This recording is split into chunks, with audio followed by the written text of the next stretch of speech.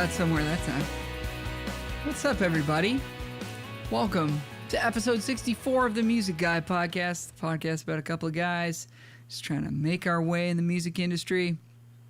Coming at you from the beaches, downtown Toronto, Ontario. My name's Al Rowe. I'm a music guy. I sing, I write songs, I make records, I play guitar. And my friend Michael Hebbs, coming at you from Whitby, Ontario, is also on the line here.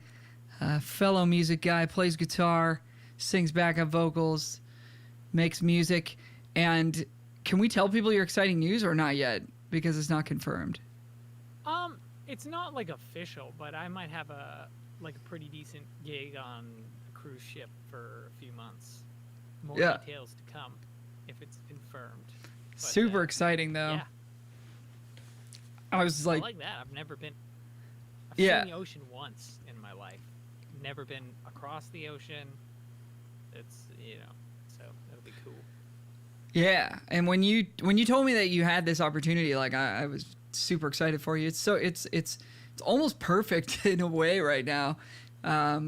Assuming that it can all go down, safely, and of course it would be all above board if it does happen. The only concerns are like, are the government regulations going to change? But it's one of those things where it's like once you're on the boat, if you get screened before you go on and that whole process is done properly, then once you're on the boat, you just stay on. You don't ever get off. Exactly. And then it's kind of its own little bubble there. So, in theory, it should. Very fun bubble. Yeah, exactly. Yeah, in theory, it should work out super well, and it's just perfect because, like, normally, taking like 3 or 4 months to do a contract like that, you'd really have to weigh it against. Well, man, I'm gonna have to sub out of all these gigs. I'm gonna have to sub out all this teaching. And with where most of us are at right now, it's just like, great, I had nothing planned. So instead now I get that was the thing. It's like, oh man, you cool to do this sort of thing. I know it's, a long thing. I'm like, I don't even need to check my calendar. There's nothing going on in my life. Yeah, exactly. It's a good thing. Yeah. Nothing, nowhere to be. Nowhere to be, or no, what is it? Nowhere to go. Oh, that magic feeling. It's a Beatles tune. I was thinking of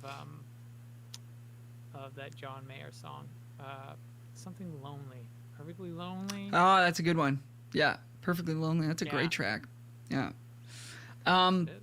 So we'd like to thank everybody for checking out this show. We're gonna be talking songwriting today.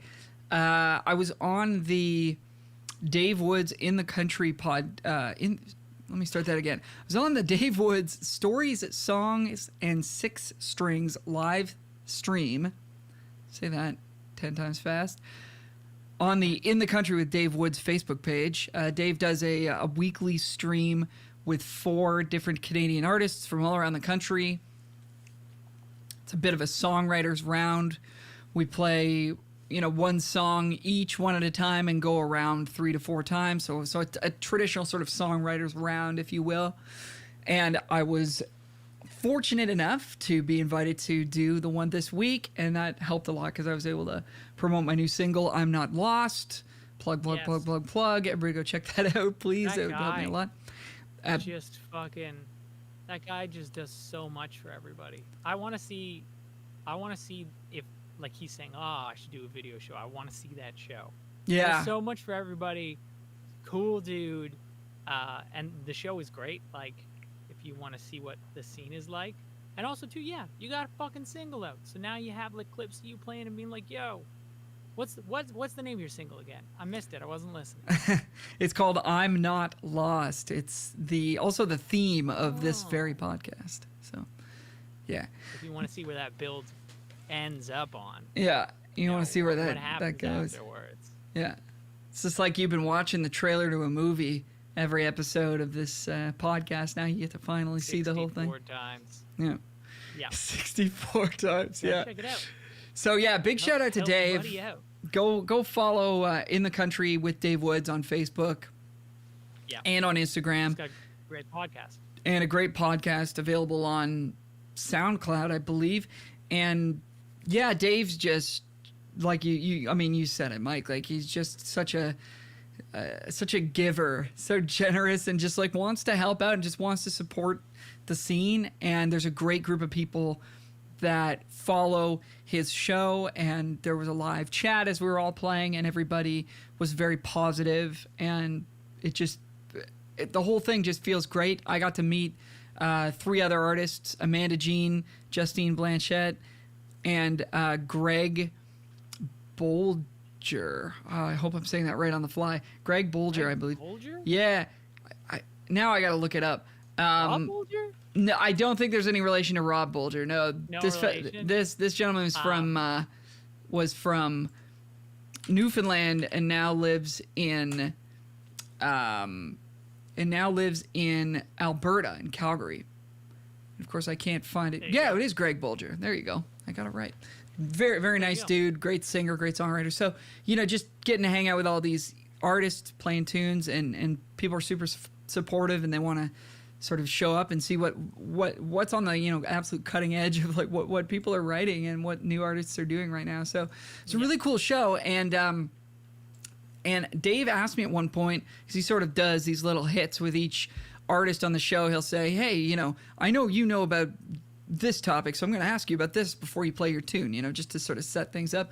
And so it comes around to me. He says, Al, do you think songwriting is something that can be taught? And my immediate response was, this sounds like a podcast episode to me. Like, do you want to just talk about this all night instead of playing tunes? And we kind of laughed about it, but it's a deep question. And so it got me thinking, why don't we just do a podcast about this? And I think I've got some useful tips and maybe theoretical stuff that might help people out there if they're sort of looking to expand their craft a little bit. So we're going to get into that, and I'm very excited to do so. But before we do that, got to shout out that Patreon.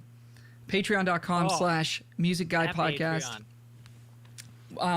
If you'd like to support the show directly, that's the place to do it. There's lots of real cool perks there, including one-on-one lesson time with Mike or myself. So we really do appreciate it. If you'd like to support the show, it could be as little as about $1 an episode. Go on and check out patreon.com/Music Guy Podcast. There's a link to it as well right on our Facebook page. And we really appreciate everybody who's been checking that out. The highest tier is called Only for Fans, and it gets you cuddle time with me or Al by the hour. So, hourly. Al's got very soft skin. Sure, yeah. And access to a lot of different motels. You don't need motels to cuddle. You can cuddle in public. I guess that's true, like yeah. Well, not right now. That would... True that. So, thank you very much if you are going over and check out the Patreon. We appreciate the support. But the show is always going to be free, so fear not. You'll always be able to listen to our ramblings if you so choose. Let's get into it. Can songwriting be taught? My initial reaction in my head when I was asked that question was no. But then my second reaction in my head was like, well, of course, you can learn to do anything, and you can, in theory, you could teach anybody to do anything if you can sort of start from a place of something they currently know and build towards the thing that they're trying to learn, right? So, I believe that it can be taught. Do I think that, like, there's a songwriting course, there's a songwriting lesson that you could take? I don't know. I mean, they exist. Are they useful? Maybe a little bit. I don't think it's quite the same as, taking lessons on an instrument where math. You're sort of starting from the fundamentals of like learning what each note is and how to play it, and then learning what a scale is and how to play that. And all that stuff is going to lend towards your songwriting at some point. But teaching the actual craft of songwriting is really interesting to consider. I think...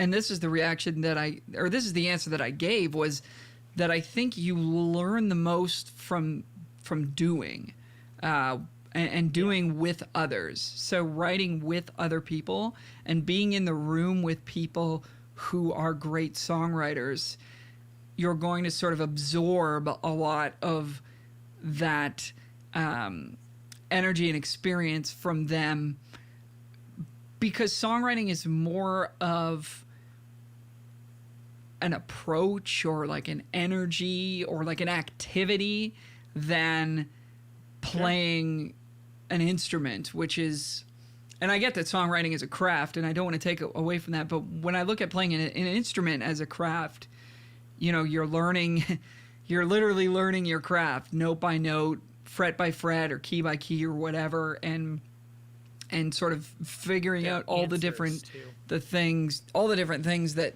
you know, you can do on that instrument, and learning all the styles and all that kind of stuff. Where I do agree that songwriting is a craft, I think it's a little bit more of a social sort of thing. It's a gathering sort of thing. It's like people, I mean, a lot of people write alone as well, but I think if you're co-writing, it's more about getting together, trying to do it, and most importantly, trying to be open to the different ideas in the room. So my first point towards this is the yes and approach, which we talked about a couple shows ago. I do. I think it's such a perfect approach for life in general, but especially for songwriting. So for those who aren't familiar, for those who are, sorry, you're going to hear me explain this again, but for those who aren't familiar, the yes and approach is, if we're thinking about improv comedy, and I'm sure this applies to other things as well, but if we're doing an improv skit, as Mike said on the previous episode, I'm in a bagel shop. And it's my job then, as the next person to introduce something, to build on what Mike just said. So you never want to reply to somebody in improv with something negative. You never want to say no. You never want to say, I don't know. You don't want to sort of shut down whatever they just put out there. You want to use that. You want to build it towards something else. So I think in songwriting, you want to build on the stuff that you like, that you're hearing in the room, right? So if somebody comes in and they've got a song 50% done, or they've got a chorus but they don't have any verses or anything like that, and you know, you're hearing the chorus and you're like, okay, like I don't really love this part, you know, but I actually really like this part. It's like, rather than saying, yeah, that first line, I don't really like that. Like, rather than starting from that energy right there that I just put out, which is it's a negative statement. There's no denying that, saying that you don't like a certain part, right? You know, that's going to sort of introduce a certain energy into the room where this person's now maybe going to feel a little bit defensive, especially if they're a newer songwriter. They're going to probably take it personally. If they're a more experienced songwriter, not quite as much. But what are they supposed to do with that? Okay, you don't like this line, like, yep, what do you want me to do, right? But if you sort of say, okay, but this last line in the chorus, make it better. Yeah, exactly. Yeah, just write it better, you know? No, but it's like, don't give up on me. If you really like the last line of the chorus, it's got a really catchy melody or something. You know, one of the things that I'll often do in a writing session is I'll be like, man, that melody's super strong. Like, what if we did something similar to that with the first line of the chorus? Yeah. Maybe that involves changing one word or two words or something, but we can use the same lyric. But if we sing it like this, I really think that would sound really cool. And now we're building towards something, right? Or like taking that melody that you really enjoyed and maybe using part of it or whatever to start a verse idea, or, you know, using a certain chord progression that they played that you really thought was great but didn't necessarily fit in the chorus for you. Okay, well, maybe it could be a verse. So always yes and, always building towards, you know, the next idea. Speaking of this, I actually had this, like, I'm not a songwriter, and I want to work on it purely out of like career interest, though. You know, the craft of songwriting, it appeals to me, you know, expressing myself, but I am not a person to express myself. It's just not what I do. Yeah. Especially with words. Right. But I had, not my first songwriting session, but my first, like, we are songwriting, we're getting together to songwrite, and it's with you remember my friend's dad that I told you about, the one who used to work in advertising, and he don't got me a few remember. gigs. Okay. Doing music for some commercials. Oh and stuff like yeah, that, yeah. Yes. advertisements. Yep. Yes. So he was essentially, what I didn't know, he was essentially fucking the creative director for this company. So he's essentially, if you ever watched Mad Men, he was Don Draper, minus Sweet. being not a good dude. But so he said it's very similar with songwriting, because he's been songwriting sort of his whole life. He's always just kind of been a songwriter. He's never cut anything or anything, but he said it's a lot like, because he was the creative director, he'd be with the client or with his other people brainstorming and having ideas, and he said the exact same thing. You're never going to be like, oh, that's stupid, because you're just trying to get things moving. You know what I mean? Trying to get people's guards down so that they don't feel afraid to say something. So like it was really cool to see the symmetry between that, because they're the same with them. They're trying to come up with something creative, trying to make something out of nothing. And you may bring up something that's dumb, like, what if the baby had an iPhone? I don't know why that's dumb, but that might spark something else, completely unrelated, like, oh, I didn't even think there could be a baby in this. Okay, perfect. Yeah. And then that's how Caillou was created. And you want people Great to show. feel like they can put those ideas out there, right? The last thing you Yeah. want is for somebody in the room to be, constantly filtering themselves and being like, I don't know, this idea might suck. They might not like this idea. They might not. I shouldn't say that. I shouldn't say that. Whereas, one of their best ideas, or, especially in writing lyrics, like sometimes you say some pretty personal stuff lyric-wise. Yeah. And that could be some of the most powerful stuff. And if people are not feeling like they can share on a very open level like that, you're going to lose those ideas. And the one thing that you can never have too many of, I don't think, in a songwriting session are ideas. That's what you're constantly running out of. That's when the energy sort of starts to drop a little bit in the room as everybody sort of quiets down and starts thinking about what the next lyric is. Like, you're always waiting for that next idea. So being ready to jump on and support whatever the next idea is, rather than jump on and shoot down whatever the next idea is absolutely crucial. And I think you'll learn that, and you'll see that with the people who, if you're so lucky as to get into the room with somebody who's really written a lot of great tunes, you'll feel very comfortable around them. You'll feel very comfortable sharing ideas. They'll share a lot of ideas, and the vibe will be very positive. It won't be super. There'll be a lot of laughing, hopefully, like a very laid back kind of thing. It's not gonna be like a super serious, business style meeting, because that's not what's going to generate the most creativity, I don't think. Yeah. Yeah. Yeah. Respect. So aside from the yes and, which we could probably just end the episode there, because that is the most important thing I think could give to anybody in terms of advice on songwriting. But I will say that knowing a few chords on an instrument is definitely a really good place to start. I don't know if that goes without saying, but there are a lot of people who write songs who don't really play an instrument. And there's a lot of people who don't even sing, and they just write lyrics. And there's been some very famous people who have done that. Dave Woods himself is a person who does that. And that's a great place to be as well. But I do think that being able to strum a few chords, maybe you only know G, D, and C and E minor on guitar, but like that's gonna get you somewhere where you can sort of start to experiment with different chord progressions and melodies. And I think if you just kind of, I think you're leaving equity on the table, I guess you could say, in your songwriter life if you don't mess around on some instruments. So I would strongly encourage even people out there who maybe don't feel like they can play, or that they're ever going to be a great player of any sort of instrument.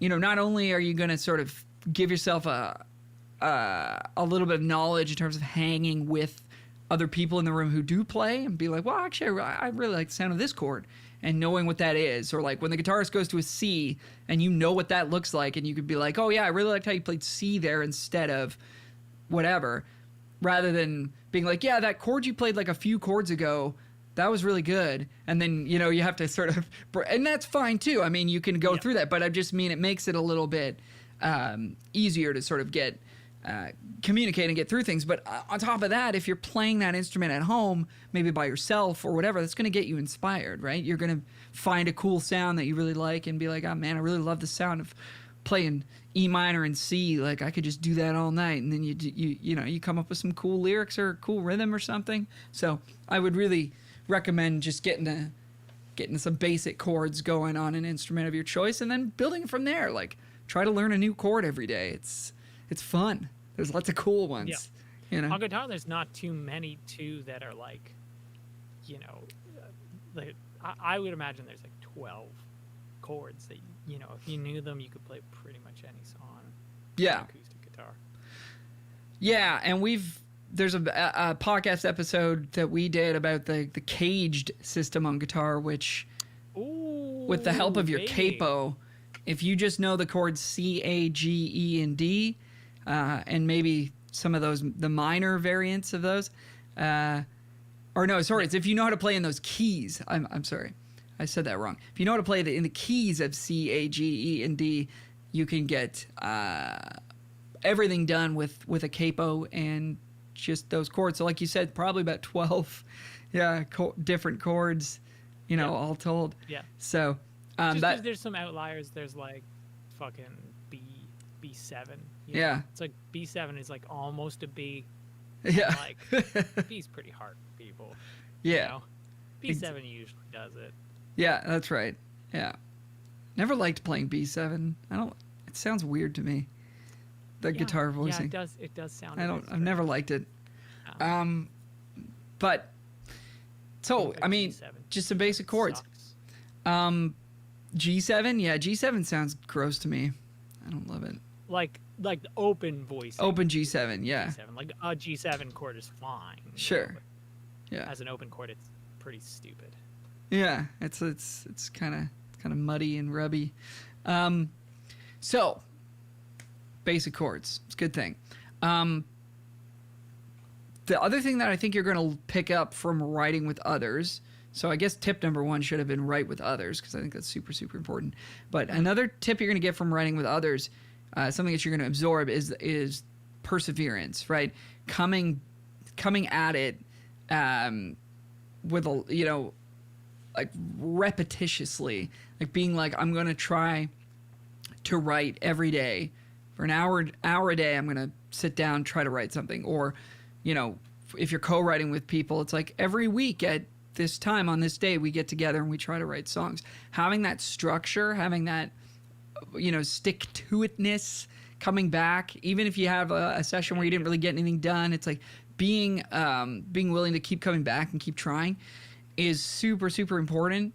And I think that's another thing that it's like, it's not really something you can teach somebody. Like even me just sitting here being like, be more perseverant. Is that even a word? Like persevere more. It's like you don't really get anything out of that. I mean, maybe some people do, but I think it's, you know, feels like that's just words and you know, that's it. But when you hang out with people who are absolutely relentless and they just write every day or they write every week and they just don't stop. They always have ideas. They're always trying to do the yes and thing. They're always trying to generate new ideas. They never get discouraged. They never seem to get discouraged or distracted or whatever. That's a sort of an energy that I think you'll pick up on and, you know, adopt yourself a little bit more than me just sitting here saying persevere. But I do think that is an important quality of people who write great songs is they're willing to write, you know, 100 bad songs to get one good one. Not that it always takes that long, but it is kind of funny. Like if I could just interrupt, but like it seems like once again, I would be guilty of this as well. I literally tried to write some songs myself to get better at songwriting, and I gave up like halfway through 3 of them. You know what I mean? Yeah. Like I didn't actually write any of them. I just started 3 different ones. But like it seems like when people go to record, they have like 5 songs and they want to record 4 of them. And it's like you're dropping so much money on, you know, 4 songs that are, you know, not necessarily your best. Like you said, if you write 20 songs and then, you know, you choose 4 of them, you're going to have better songs, you know? That's what the Red Hot Chili Peppers apparently do. Well, they actually apparently they record 50 songs because they have a ton of money. Yeah. Like Andrew Sheps gets together with them, records 50 songs, and then they choose like 10 of them to be on the album. Wow. Which is like super smart. Yeah, I mean, because you're seeing them through all the way to the end, so they have every opportunity to become great. And if they don't, then they don't. Yeah, that's impressive. But we can't afford that. God no. But you're right. I mean, it's like if you're coming into your record with 6 tunes and they're the only 6 tunes you've ever written, you know, yeah, you're right. The chances of them all being as good as possible are low. They're not probably not going to be the best your best work, right? So I think there's something to be said for like if a song doesn't get finished, then it shouldn't have gotten finished. You know, like some songs just aren't really happening and they don't get done and you move on to something new. But I do think there is value in going back to things and revisiting them and being like, man, I thought this chorus was banging, but we just couldn't get anything else going on. Like, can we try and make this thing happen? Maybe take it to a different group of people to write with or whatever and try to make it happen. But, you know, I've got more unfinished songs than I can count. So I do agree that there's importance in sort of seeing things through and finishing things. I don't know quite where I stand on this because sometimes I think, you know, I just got to let go of something if it's not happening, move on to the next. Sure. Don't try to force it, but you know.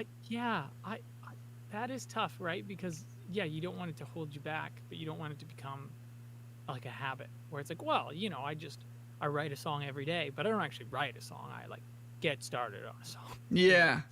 Like that is true.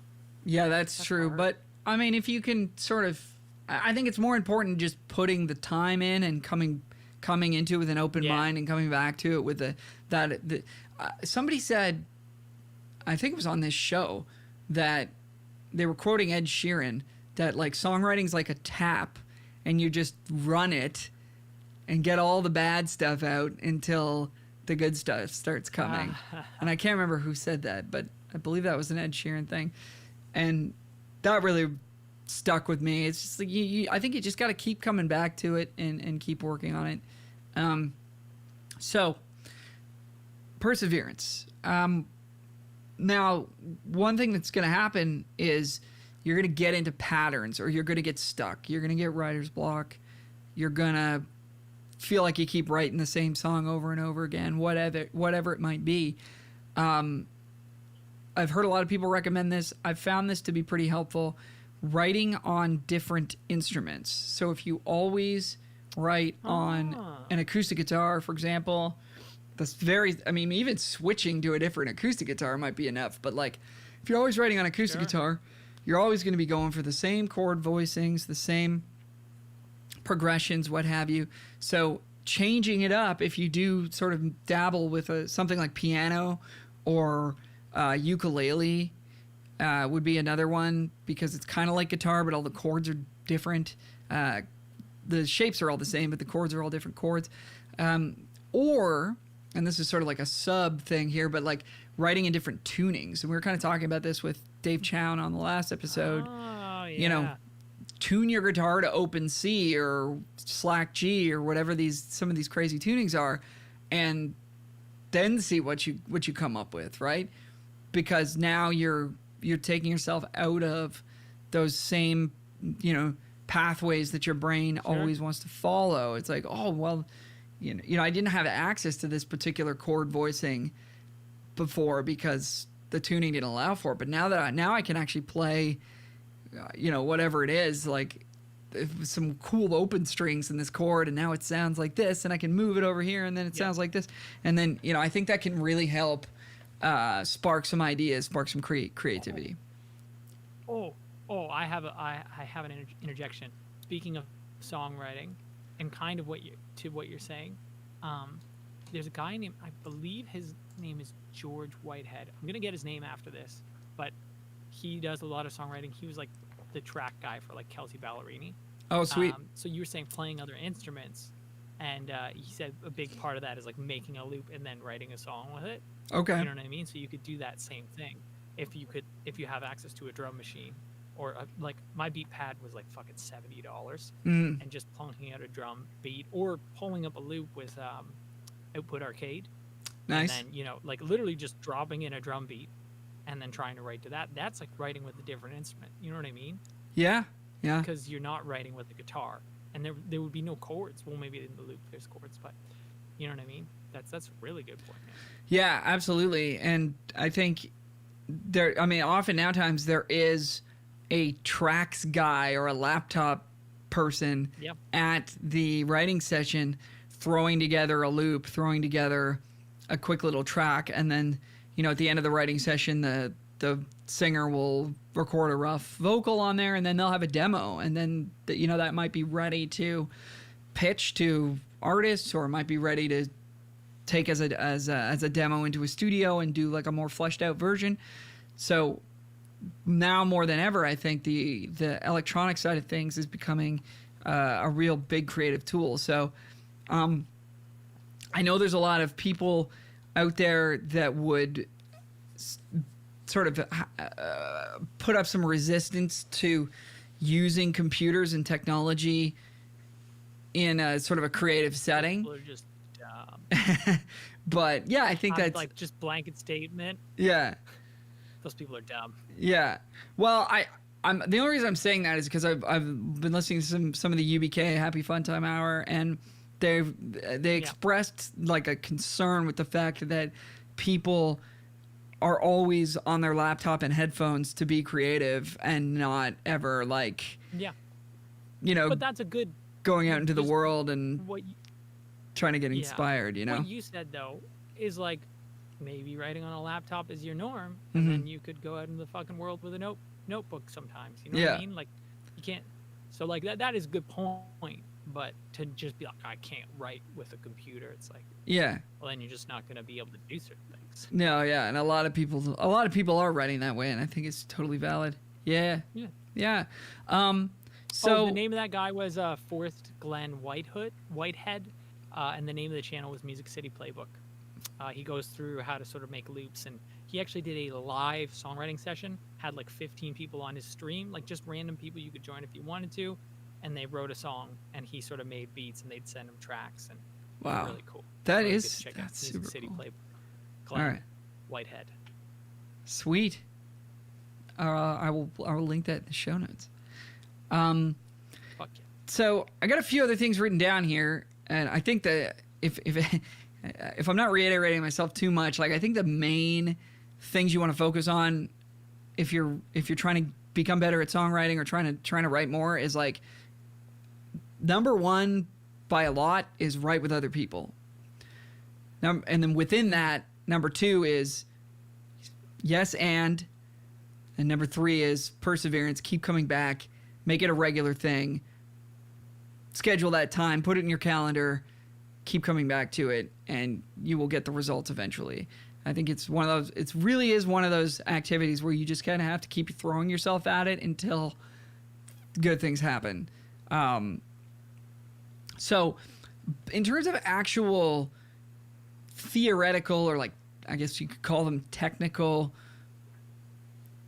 tips I can give to, there aren't really like a ton, but one that came to mind real quickly was cutting out little words. And I guess this could be looked at as just sort of simplifying your message. So if we're talking about, this most obviously applies to lyrics, right? If I'm saying the word, and I thought you loved me, if that's my line or whatever, why is it starting with and? I could probably just take that out. I thought you loved me. Now that all of a sudden, number one, it's easier to understand because, vocally, when you go to sing it in the studio or whatever, there's fewer words in there. So it's easier to understand. it hits harder, in my opinion, because you're starting with the word I instead of something before that. So you're coming out, vulnerable right away. And, it just makes the melody a little bit simpler. And I think that as a general heuristic, anytime we can cut out little words like and, but, so, any of these tiny little words, if they're not actually truly adding to the sentence that they're in, because as human beings, we use all of these tiny little words in everyday speech in order to sort of fill in the gaps while we're thinking about what we're going to say next, or to tie two sentences together that don't actually really go together. But if you're telling a concise story or giving a concise message, you probably don't need as many of those little words as you think. So I would look to try to cut those out where possible. And I'm not saying it's always going to work, but I think as a general heuristic, it's pretty effective. So something good to keep in mind, because it can also open up melodic options to you that weren't there before. If you've got fewer syllables, usually that means that you'll be able to do the same melody, maybe twice in a row, right? Like if your melody is ba ba ba ba ba ba da da da da da, if that's only got 5 syllables available to it, so if you're trying to fit within that and you've got 6 or 7 syllables and one of them is and, you can probably get rid of that, So it's just something to consider. And I find myself... It's like best practices.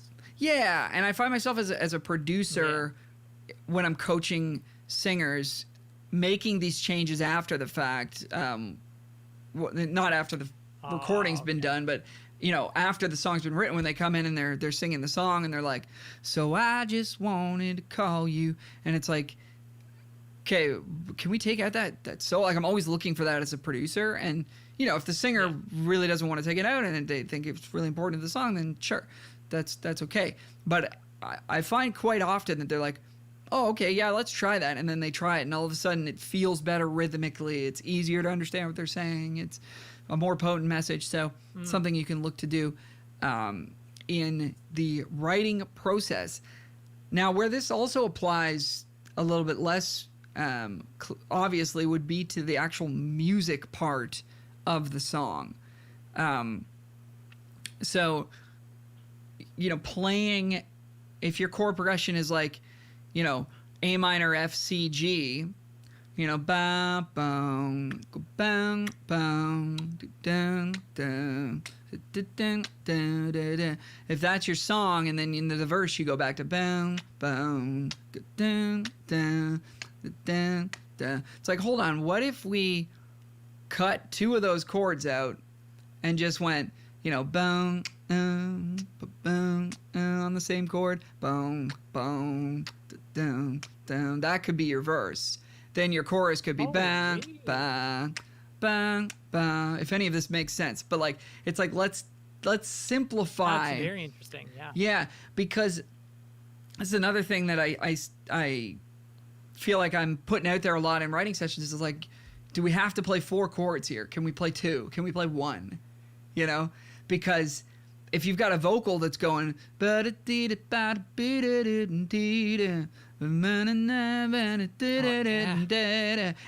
got bang, bang, bang, bang, there's a lot going on there, right? So sometimes lessening the number of different chords and maybe just sticking to 1 or 2, all of a sudden now the ear of the listener is drawn straight to the vocal. They're hearing the lyrics more clearly.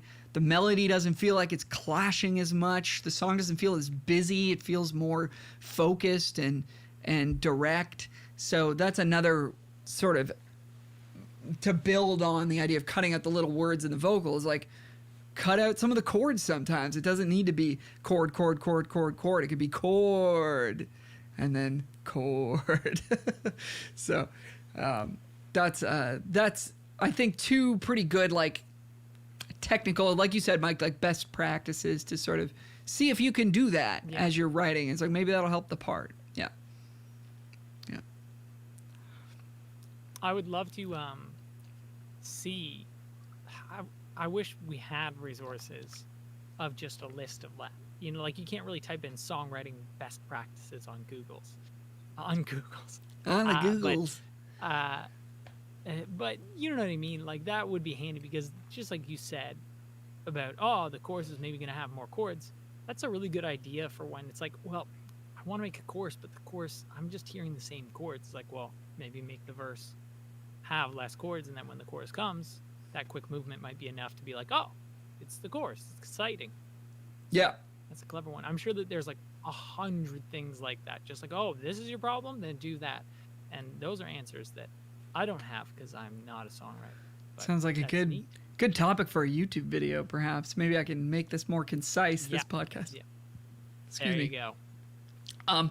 That's a great, that sort of takes me to something else too, is like trying to, now this is not always something that you're going to want to do because some of the best songs are the same chord progression throughout, but making your sections sound different from each other and like actively trying to do that. And I think this is one of the easiest ways, just like you said, the chorus is a 4-chord progression, make the verse a 2-chord progression and make them change slower. And then all of a sudden now you've got separation from section to section and the whole song doesn't sound like the same thing. So, and then obviously in the bridge, you're going to a new place chord wise. So, and as you said that, I sort of said, yeah, that is something I'm always sort of thinking about in writing sessions. Like, how can we make the chorus pop out a bit more and the verse feel more like a verse? And I think that's a real easy way to do that.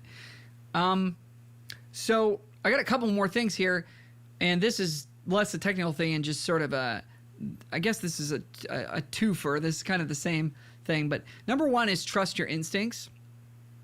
And that can be hard to do, especially if you don't have a lot of experience and you don't pride yourself on your songwriting ability. If you're sort of coming into it being like, I don't really know what I'm doing, I guess I'll just try this. Oh, I don't know if this sounds good though. I should probably try to write something that sounds more like this artist, or we're trying to do a country song, so I should include the word truck in this song, or like, you know what I mean?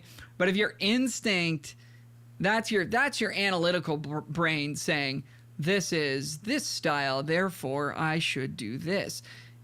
Your instinct, I think, is what's going to get you there more often than not, because the greatest songs are just the ones that just make you feel something powerful as a listener.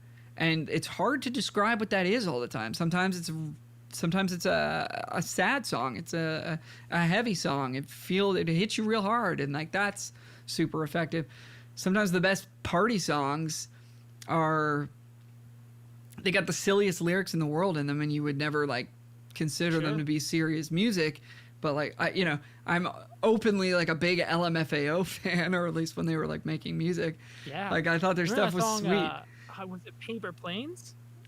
I don't know if I know that one. Oh God, it was in the trailer to Pineapple Express. Okay. Maybe the band was Paper Planes. Yeah. Same thing. Yeah. No fucking idea what the song's about. It just makes me happy. Yeah, and it's just like, yeah, but this is awesome, and sometimes it's hard to know why that is. It's hard to analyze that and say, well, it's because they're using this tempo and this chord progression and the lyrics are this. It's like sometimes it's just a bunch of my dick hard. Yeah. Sometimes there's just a bunch of very complex, hard to decipher factors that are all coming together at the right time in the right way, and it's just a feeling. It's just like, man, this is awesome, and that's what you want to be trusting, not the well, it's got to be under 3 minutes, otherwise it'll never get anywhere on radio. It's like, okay, but radio's kind of like, well, you could kind of equate it to music theory.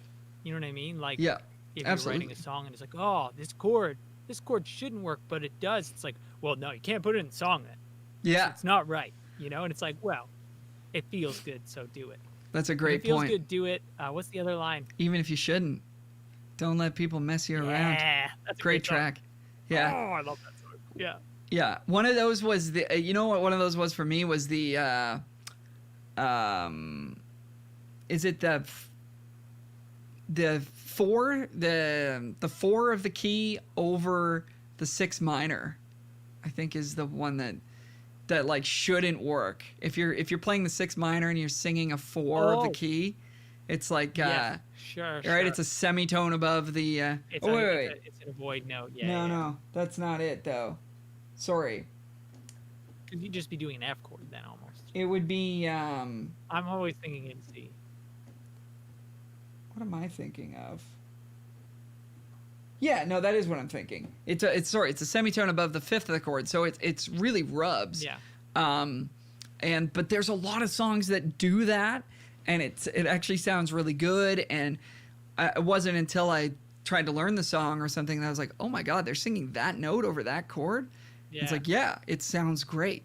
It's like, okay, but I learned in school that you're not supposed to do that. It's like, it doesn't matter if it sounds good, if it makes you feel good. If it's doing the thing you're trying to do, then you got to go with that. Yeah. And to that point, in trusting your instincts, I think it's really important to write about real stuff, real subject matter, something that you really went through or really believe or you think is really funny, or, you know, you could come at songs in so many different directions. But like one of my pet peeves, and I know this is unfair to make a generalized statement like this, but one of my pet peeves is when genres start writing music about themselves, about their genre, you know? Sure. So like the most famous song maybe of this would be like, and the Beatles did it, I'm sure they weren't the first, but it's called rock and roll music. Just let me hear some of that rock and roll music. Da, da, da. And that's a cool song, and like, Yeah. but it's like you're singing hear that funk, about, too.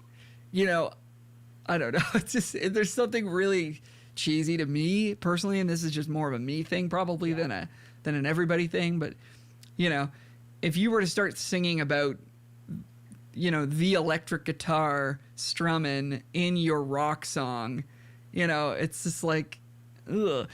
So, and I feel like music is so guilty of that. What's that?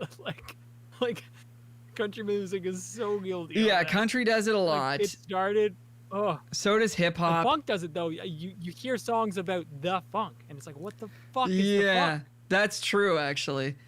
But It is lame. It's yeah, lame. maybe this I is, agree, it's lame. it's an interesting would thing to hate myself unpack if though, I because did the funk is like, it's like a culture maybe more than a musical style.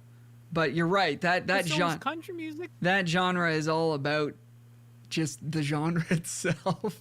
But I mean, to be Yeah. fair, funk lyrics are not usually very very complex They're or not- engaging, and that's yeah. kind of why, I guess, because the music is just about itself. But yeah, I feel like genres kind of get to a point. Country is definitely there right now, where they're just talking about being country rather than actually singing you know, lyrics about a thing that happened, or, you know, you know, hip hop does that a lot. I think all genres are kind of guilty of it. And I would just, Pop kind of does that. They don't say pop, but they say like dancing. yeah, Like and dancing DJ is a lot and stuff. too pop. Hey, I mean, hey, a lot Yeah. of these songs are super successful. So, you know, The blurb. take Oh, God. take what I'm saying Don't for what it's worth. But I think that in my songwriting, I'm trying to touch lyrically on something that just feels real, feels find that and but easier? when I say real, like authentic to myself, you know. So Yeah. like, So, like, do you find that helps you write songs, or do you think that it's more difficult for you to write songs because they have to be about real things, or do they just turn out better because I think it's just, you're writing better? with you? you maybe I should have said authentic instead of real, but it just to me and this Yeah. comes part and parcel with the instinct thing. It has to feel to me that it's true to me. That like I Gotta could write a song stand about behind how this crisp message. Those Doritos are. Exactly. Yeah. Yeah. Or like how Subway is the best restaurant, you know? Like, Oh, fucking no, man! Subway sucks. I hate it so much. You love Subway? no, it's just people think I do. Oh, okay, I will all eat right, all right. I will eat 'Cause there, to but be honest, Doritos are great. oh, they're And so if good. Anybody Yeah. fucking tells you otherwise, Yeah. they're full of shit. Yeah. Just No, like the person who was talking about not writing music with with a laptop. computer. Yeah. You know, They're just straight wrong. I will drink Mountain Dew, eat Doritos, Yeah. fucking write a song about it. Redeem a on my lot goddamn of computer. redeem a lot of codes for Call of Duty on Xbox doing that. Yeah. Like that's Mountain exactly Dew, it. Doritos, like all those. Those are all the Fuck things. yeah. Mountain Dew. What was it? Code Red. Yeah. It's actually gross. I didn't like that one. I don't drink pop, anyway. but that is a thing. But yeah, so I think it's about it's like either writing about real experience or writing about something that you would stand behind. Or if you're trying to write something that's funny, or you're trying to write a party song, still try to find a way to inject some realness in the lyric. So sometimes I feel like I'll say something like, we need to sort of tie this down to earth somehow. We need to ground this song somehow. So like you'll hear in some of the whatever, like sort of silliest party songs or whatever, that you maybe you're just like, oh well, this song's dumb because it's not a serious song or whatever. I like that music, but like there will be things in the song that tie it to reality or make it relatable to people. So I think like a sign of maybe a more novice songwriter, not that I'm an expert by any means, but like a sign of a songwriter who hasn't done it a lot, is the lyrics. Maybe they all sort of fit together, but if we're doing a song about how can I set this up? Let's look at like an LMFAO song or something. Like, what was their huge hit? Yeah. They had "Sexy and I Know It," and they had "Party Rock Anthem," right? Yep. Yeah. So give me a second. I'm gonna Google these lyrics actually. And these guys are so silly. It's been a long time. That song was fucking like cool.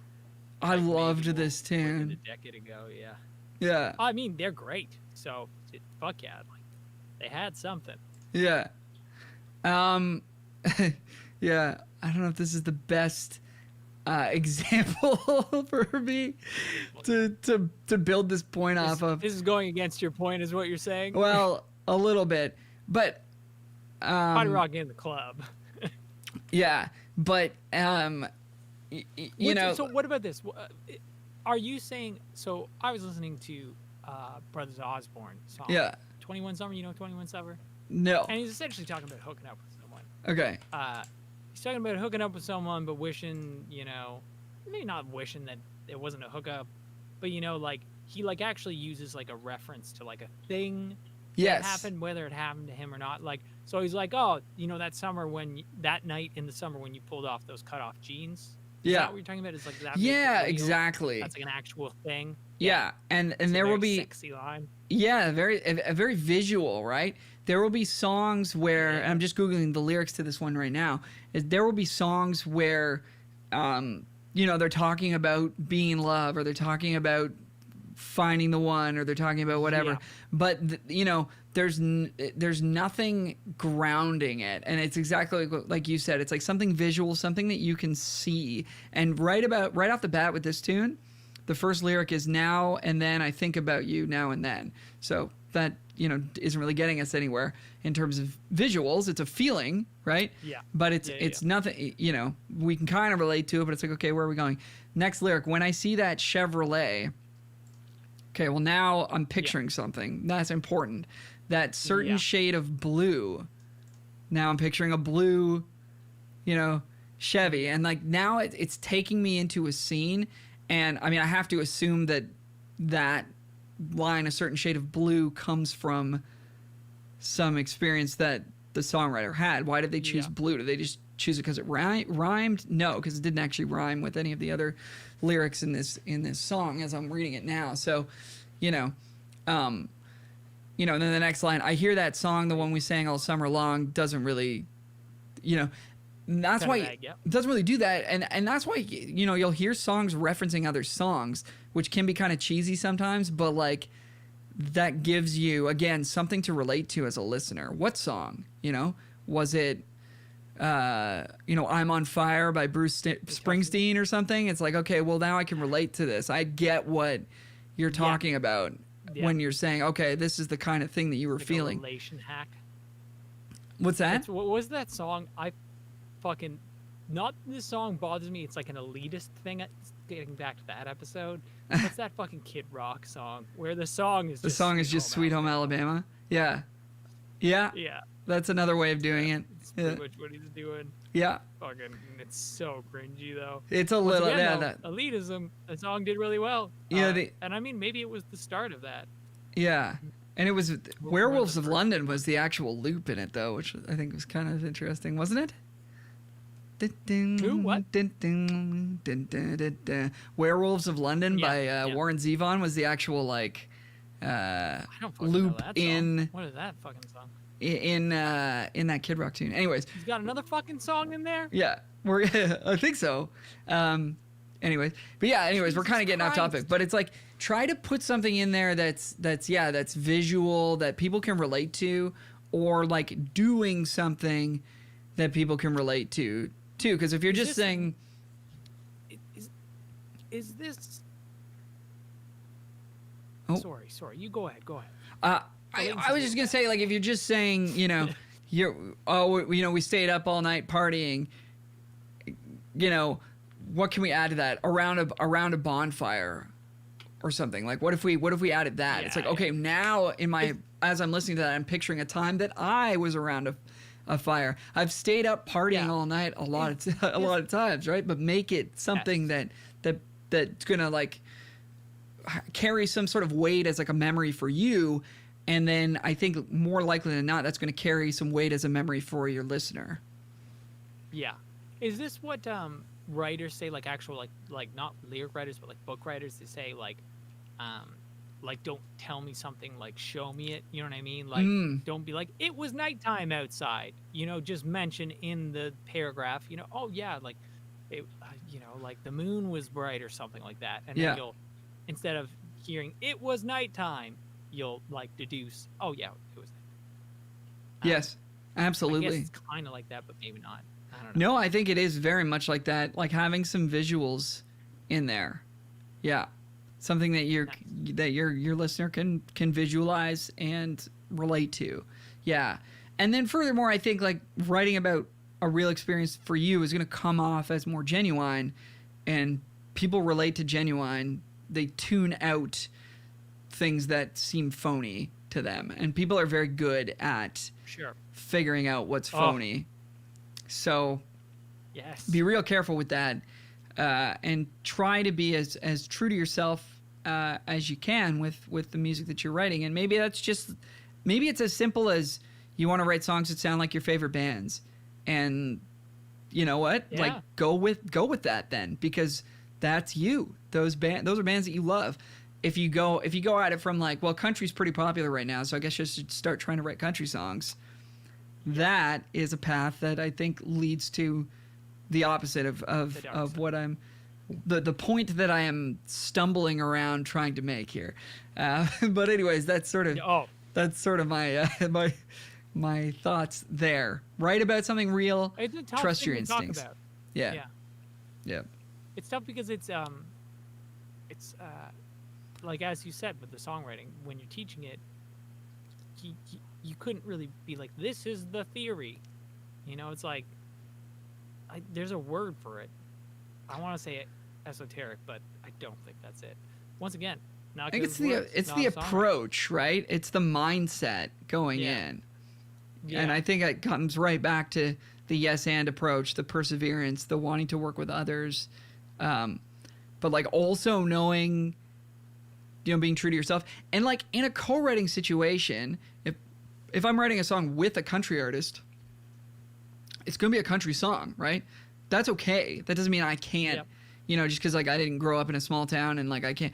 But the things that I'm going to be trying to offer to that song in the writing session are going to be things that feel good to me, feel true to me. And that could be anything from just sort of choosing and wanting to build on a lyric that the artist wrote that feels to me to be very true to them, You know what I mean? Then I could build on That's a good that, point. right?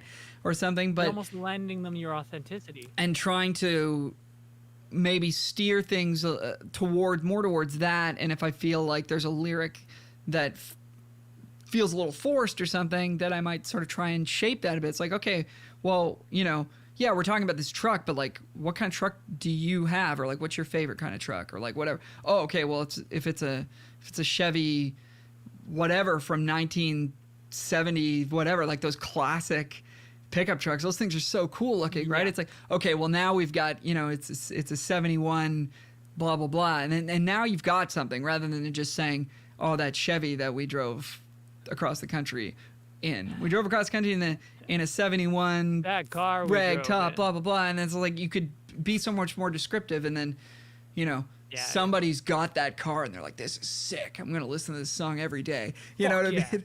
So Yeah. so I think you can like look to, and that's, I'm sort of all over the map here, but I think you can look to be more specific and worry less about reaching everybody and worry more about really reaching the people who your material really does resonate with. So, Also, I feel like you run less of a risk of ringing the authenticity, like fake bell in your head. You know, You're Absolutely. describing real things. yep. You know, Yeah. instead of just being like, I like trucks, Yeah. Jack Daniels. There's a song that I keep thinking of, so I'm gonna throw it out there. I got somebody turned me onto this. It's by the band Hardy. Have you heard of these guys? Or this Hardy, guy? I like Hardy. Yeah. So this is Yeah, I like him. this is what you would call, you know, like bro country, right? Which has a certain stigma Yes. to it, or at least Yeah, I that's like his brand of it. Yeah. yeah, that's the way that I see it. But It is very bro-y. But yeah. somebody turned me on to this song called "Boy from the South," right? So like, this is a bro country song. If that's not your thing, that's cool. Generally speaking, it's not my favorite type of music. But I just wanted to point this out because I thought the lyrics were like, I thought the song was kind of funny, and I also thought that like the lyrics were, I could see like a lot of people relating to them in a strong way. Yes. And there's just a lot of visuals. So like I just want to read the chorus here, okay? So song's called Boy from the South. So it's the lyrics are, hey, he's in every little podunk square, which I had to look up what that means. It apparently just means small I don't know town. what that fucking is. It just means small town. Rocking that 5950 hat hair, which is like a brand of hats, right? So like if you have a hat that's from 5950, you're going to be like, that's me. They're talking about me, right? Yep. And then they go on, I'm talking down home brother, country girl on his arm, barbed wire on the other, right? So like the barbed wire tattoo, which is kind of like tongue in cheek at this Yeah, point, yeah. right? Because it's just like, it's kind of, I guess, like a lame tattoo or whatever, but like, But that's writing real. but there's like You a know lot what of I mean? guys that have that, right? You're describing somebody and like a Yeah. lot of people would Also, too, relate I to wouldn't that or think of whatever. that. Yeah. And it 'Cause I sends don't- you, He mentioned something. sorry, go ahead. He mentioned something about like dipping. Like he mentioned something about not in that song, but in another song. Oh, I yeah. think he calls it dip, but like chaw or something like that. Yeah. And it has something to do with chewing tobacco, and I fucking don't. Like none of us chew. I don't know anybody who chews tobacco. Yeah. But like those guys do from the fucking south. Yeah. You know, like so if I'm trying to make like a song for those guys, Yeah. he's gonna do a way fucking better job because he's a better writer, but also too he's like lived it, so it Yeah. like goes back to your writing real thing. That's a really I guess that's a so. great- Yeah, that's a I great just example I mean, of it's not like we're not talking about, you know, one of the greatest songs ever written here. It's just when I heard this tune, I was like, I was feeling it for whatever reason, you know. Yeah, It's one of I those. like the It's song. in a genre where it would have been very easy for me to just be like, this is dumb, but I was listening to it. One of my friends showed it to me, and I was like, yeah, I'm actually feeling the song, and I'm not this person at all. But like, so like the next lyric is like, couple of deer hanging over his couch. Like a lot of people would not like that because hunting and stuff, but you know, Sure. that's Yeah, a but that's that's a a big thing from part that. of, Yeah. you know, that's a big part of the culture, you know, in the Yes. South. And if you go over to your buddy's place, they're going to have, you know, maybe a trophy buck on the wall or something. And the reason I'm bringing this up is just to say that there's all these visuals that people can relate to in a very direct way, you know? Without going, I grew up in a small town. Yeah. I have a tattoo. Yeah. I like to hunt. Yeah.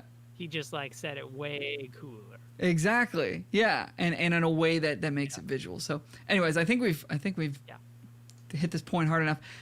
The one other thing I had is, and this is something I'm almost hesitant to bring up because you did say sort of that theory. You did point out that music theory and songwriting do kind of butt heads a little bit, where you sort of, a set of theoretical rules in music, and then you don't want to break them in your songs. But I think there is some amount of usefulness to understanding chord function, and this is something that I would recommend if people are interested in this, they sort of Google and check out. I don't want to spend an entire podcast episode explaining everything, but basically understanding what your primary chords are in your key, so the 1, 4, and 5, and understanding that those each one of those 1, 4, and 5 chords actually has a family of chords that belong to its quote-unquote function. So for example, the 1 chord has a similar function to the 6 and the 3. The 4 chord has a similar function to the 2. The 5 chord is kind of in a league of its own, but there's a couple of other variations that do a similar thing to it. And the 3 is actually kind of blended in with the 5 in a weird way. But just understanding what that means, like that the 1 chord is sort of the home place of the song, that the 4 chord is what people call having some motion, and the 5 chord is what people would have having like a lot of motion, where it really wants to pull towards back to that 1. I think it's like a really and that cool. That matters for more certain styles of music. Yeah, and I think it's just a cool sort of world to explore and to understand sort of what that's all about. Is that going to turn you from like a person who doesn't know anything about songwriting to a great songwriter? No. Is it going to get you from like, the a couple of extra percentile and sort of your musical skill? Yeah, it's just a cool thing to know about, and I think it'll inform some decisions for you, but with the caveat that like be careful not to put too much stock in the theoretical side, because I think it can really sort of hamper the creative side of things. That makes sense. That's what I got. That's all I got. Those are my songwriting tips. That makes sense with the music theory thing. Like, I feel like it's one of those things where if you're running out of stuff to do, like if you have G, C, and D and you write a bunch of songs with that, it's like the thing you said, I'll play on another instrument. It's like, well, why don't you learn a little bit of chord function? Maybe you'll learn a new thing to do with chords, and then you'll start using that in your songs. You know what I mean? To mix it up a bit.